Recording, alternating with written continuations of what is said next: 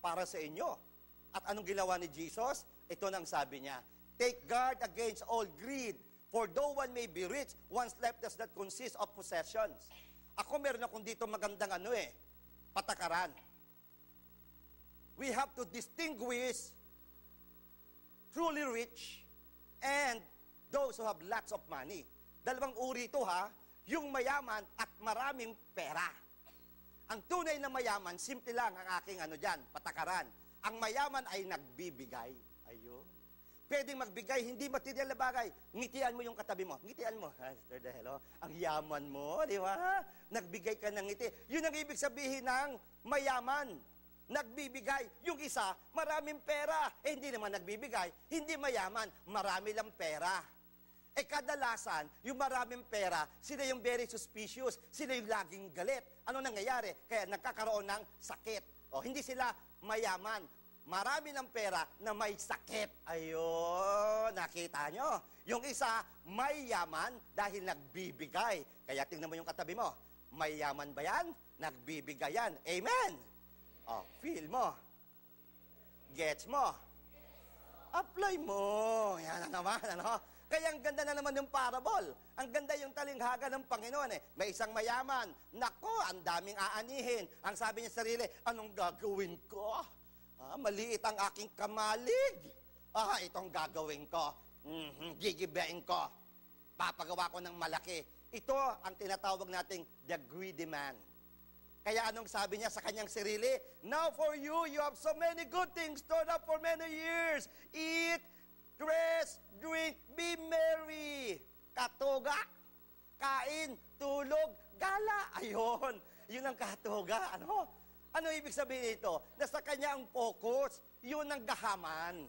Hindi iniisip ang iba, iniisip lang ang sarili. Kaya magandang reminder ito Anong sabi ng God sa kanya sa parable? You fool, hangal ngayong gabi. Anong mangyayari? Dedo ka, patay ka. Ayun. And the things you have prepared, to whom will they belong? Ngayon, mamamatay ka. Ano mangyayari sa iyong mga bagay-bagay na iwan? Yan, mga nanay, mga tatay, daddy and mommy.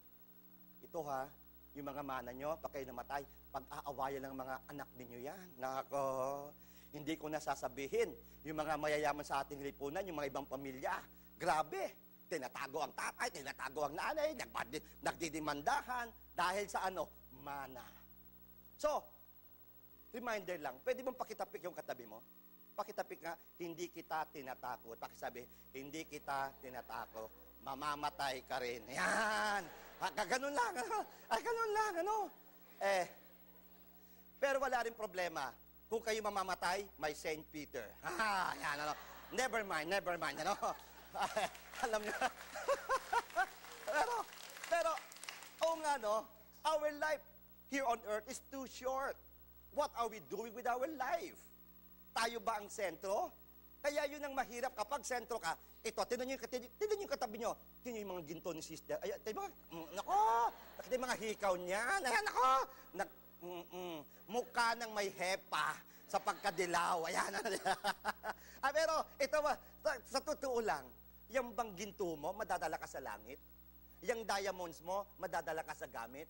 Yung Louis Vuitton, Chanel, nako, kapag urig yan, 2,000 euro. Nako, ganon. Pero sabihin na natin, ito bang bagay na ito, it's nice to have those things. Simple lang ang tanong ko maliligtas ka ba niyan? Hindi. Hindi mo nga madala ni singkong duling, hindi mo madadala sa langit. Anong madadala? Yung Espiritu. Yun ang magpapalaya sa atin. Amen? Kaya, this is the good news. Uulitin ko, material things in themselves are not bad. The good news, material things are blessings and they are meant to be shared for the common good. Amen? Kaya padaluyin ang material na bagay. And I would like to promote this club. Have you heard of this club? Truly Rich Club? I'm a member of that. Ito ang Bo Sanchez, ang kanyang Truly Rich Club ng Light of Jesus. Ang sabi ni Bo, create sources of wealth so that we could give more, so that we could help more, so that we could have apostolates. And I've been telling it at sharing it. Lagi kami nagbabahagi nandito ni Sister Del. Create sources of wealth. to give more, to share more. Yun ang mahalaga. Magtrabaho ka. Hindi lang para sa sarili, para makatulong. At ito ngayon ang kagandahan. If you want, be a member of that, log on. Plugging to Truly Rich Club, no? www or http trulyrichclub.com. Napakagandang programa. So, ito ngayon ang gagawin natin. Gusto mo makapasok sa langit? Tignan mo nga yung katabi mo. Mukhang makakapasok ba yan? Anong sabi ni St. Paul? Focus on that. Focus on that. Heaven. Makapasok sa langit. Paano yon? Simple lang naman ang tip niya. Simple ang tip ni St. Paul. Simple ang tip ni Jesus. Give to God. Pakibulong ang katabi mo. Nagbibigay ka ba sa Diyos? Ayan. Kita nyo? Anong ibig sabihin? Ang una, ang maganda yung giving, tithing. Dito tayo talo ng mga protestante. Mga protestante, pati yung iglesia ni Cristo, ikapo. 10%. Ang katoliko, hirap na hirap ang dumukot. Anong ibig sabihin nito? Pag hirap na hirap ka, tinitipid mo ang Diyos, titipirin ka rin ng Diyos. Pero ikaw, mabait sa Diyos, magiging mabait ang Diyos sa iyo. Amen? Ang sinasabi, ikapo. Pero magandang isang istorya ng isang Protestant minister, si Rick Warren. Siya ang author ng Purpose-Driven Life. So he started giving 10%. Naging 11, 12, 13%. Ngayon, habang siya nagbibigay ng marami, yung kanyang libro, ang dami namang nabebenta. Kaya sa dami ng benta, sa dami ng biyaya, ngayon baliktad na. He gives 90% to God through his ministry. He only keeps 10% at marami pa rin. Amen! Purihin natin ang Panginoon. Kaya yan ang hamon sa atin. Kaya ito, panghuli, ang sabi dito, ako'y tuwang-tuwa. Akala natin sa mga mayayaman, may mga taong marami lang pera, hindi nagbibigay. Pero ngayon, wow, there's a new thing happening. Even the business world, business people, they have now what they call corporate social responsibility. At nais ko pong ibahagi yung nangyari sa Philippine Real Estate Festival. Father Fernando Suarez was invited. At alam nyo ang nangyari? Na-announce na ito. Someone gave to Father Fernando Suarez and to his ministry, to his foundation, Mary Mother of the Poor. Alam nyo kung ilang hektarya?